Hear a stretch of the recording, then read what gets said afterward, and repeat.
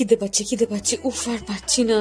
আরে মহারাজ, নিশ্চয়ই খাবো। উফ, এরকম ফুলকো ফুলকো কচুরি রেজিস্ট করা যায় কি বলো? একদম 10 টাকা পার পিসে হিং কচুরি দিচ্ছে, আর কি চাই? খিদে একেবারে পুরো মিটে যায়। একটু দেখে নাও কেরম ছিল। চলো এবার একটু খেয়ে বলি। ফুডের কিন্তু কোয়ালিটিটা আমাদের দারুণ লেগেছে, পেট পুরো ভরে গেছিল। আর ইভিনিং বলে কথা, একটু তো চা খাবোই, তো 10 টাকার চা আমরা দুজন নিয়ে নিলাম। আর একটু খ্যাত মেরে তো চিয়ার্স করতেই হবে। Sarat Bose road, Kalighat, and keep following the partners in food.